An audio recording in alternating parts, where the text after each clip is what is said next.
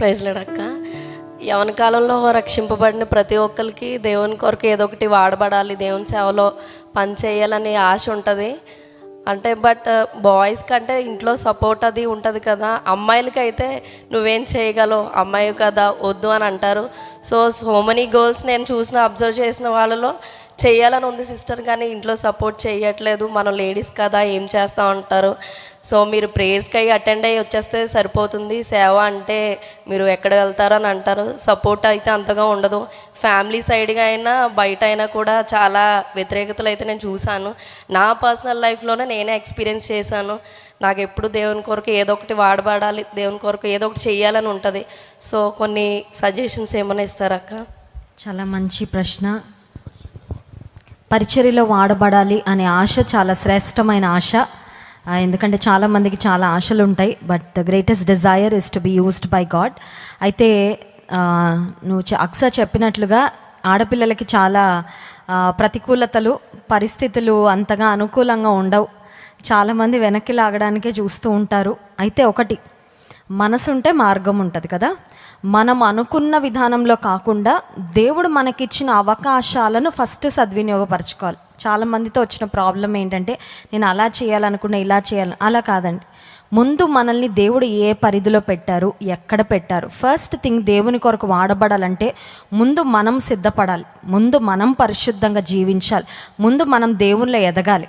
మనం నిలబడకుండా మనం సేవ చేసినా ఆ సేవ, ఆ పరిచర్య ఫ్రూట్ఫుల్గా ఉండదు. సో ఫస్ట్ థింగ్ ఏంటంటే, పరిచర్యలో వాడబడాలని ఆశపడేవారు ముందు మనము ఆత్మీయంగా బలపడాలి, మొదట మనము ఆత్మీయంగా ఎదగాలి. సో రక్షణ పొందాలి, ఫస్ట్ స్టెప్. రెండవదిగా మనం ఆలోచన చేస్తే, మినిస్ట్రీ బిగిన్స్ ఎట్ హోమ్. పరిచర్య మన ఇంటి నుండి ప్రారంభించాలి, బయటికి ఎక్కడికి వెళ్ళక్కర్లేదు. ఇంటి నుండి ప్రారంభించడం అంటే ఏంటంటే, ఇంటిలో వెలుగుగా బ్రతికితే యవన బిడ్డను, కుమార్తెను చూసిన తల్లి తండ్రి దేవుని తెలుసుకుంటారు. తోబుట్టువులు ఇన్స్పైర్ అవుతారు దేవుని కొరకు, ఇరుగు పొరుగు వారు, కజిన్స్, వారందరూ ఇన్స్పైర్ అవుతారు.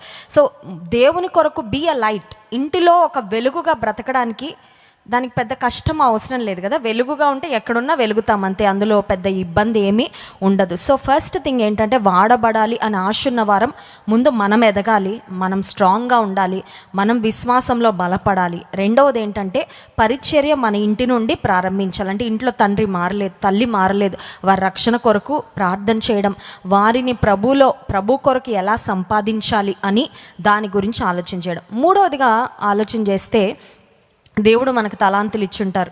సో కొంతమంది పాడగలరు, కొంతమంది టీచ్ చేయగలరు.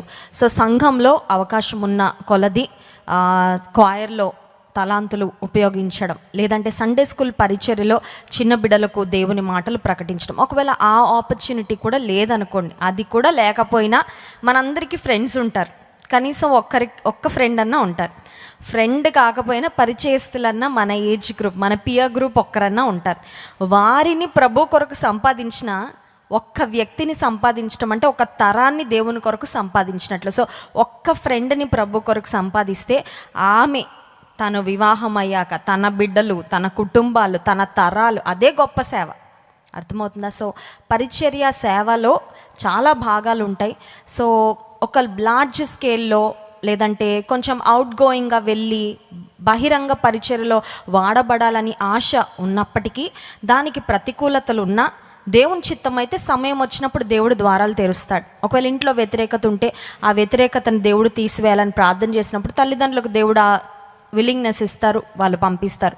తర్వాత వివాహ విషయంలో కూడా దేవుని కొరకు వాడబడాలని ఆశ ఉన్న వాళ్ళు వాళ్ళ లైఫ్ పార్ట్నర్ కొరకు కూడా ప్రేయర్ చేసుకోవాలి. ఎందుకంటే ఇంట్లో వెనక్కి లాగే భర్త ఉన్నాడంటే మందిరానికి వెళ్ళనివ్వరు, మీటింగ్స్లో పాల్పొందనివ్వరు, దేవుని కొరకు వాడబడనివ్వరు. సో భవిష్యత్తు గురించి ఆలోచన చేసి ముందుగానే, ప్రభా నాకైతే నీ కొరకు వాడబడాలని ఆశ ఉంది కనుక నన్ను సేవలో ప్రోత్సహించే వ్యక్తి, నీలో నేను ఎదగడానికి ఉపకరించే వ్యక్తిని నాకు జీవిత భాగస్వామిగా అనుగ్రహించని ప్రార్థన చేసినప్పుడు దేవుడు సహాయం చేస్తారు. ఇంకొక ప్రాముఖ్యమైన మాట ఏంటంటే, దేవుడు ఇచ్చిన కొంచెంలో నమ్మకం ఉండాలి. ఫస్ట్ అది ఇంపార్టెంట్. పెద్ద బాధ్యత దేవుడు అప్పగించక ముందు, ఉన్నత స్థానానికి నడిపించక ముందు, దేవుడు మనల్ని పెట్టిన పరిధిలో మనం ఎంత నమ్మకంగా ఉంటున్నామో అది దేవుడు చూస్తారు. So when we are faithful in little things, God will bless us with big responsibilities. పెద్ద బాధ్యతలు, గొప్ప బాధ్యతలు దేవుడు అప్పగిస్తారు.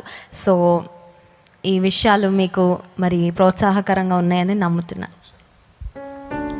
బ్లెస్సీ గారు చెప్పినట్టుగా ప్రాముఖ్యంగా ప్రభు కోసం వాడబడాలి, పరిచర్యలో ఉండాలి అన్న ఆశ ఉన్నప్పుడు ముందు దేవునికి సంపూర్ణంగా సమర్పించుకోవడం, ఆ తర్వాత దేవుడిచ్చిన పిలుపుకు లోపడ్డం, ఆయన ఇచ్చిన అప్పగించిన పని. చాలామంది అడుగుతూ ఉంటారు, స్త్రీలు దేవుని పరిచర్యలో వాడబడచ్చా అని. హ్యాపీగా వాడబడచ్చు, ఎందుకంటే దేవుడు వారిని కూడా పరిచర్యలో వాడుకున్నారు. టేబర్నేకల్ గురించి తెలుసు కదా, ప్రత్యక్ష గుడారం పాత నిబంధనలో చాలా ప్రాముఖ్యమైన అంశం. హిబ్రూ భాషలో మిష్కన్ అంటారు, అంటే the dwelling place of God. టేబర్నేకల్లో పరిచర్యలో ప్రాముఖ్యంగా స్త్రీలు కూడా పరిచర్య చేశారు. యాజకులుగా, ప్రధాన యాజకులుగా పురుషులు ఉన్నప్పటికీ కూడా అక్కడ పరిచర్య కార్యక్రమాలు చేయడానికి స్త్రీలు కూడా ఎన్నిక చేయబడ్డారు.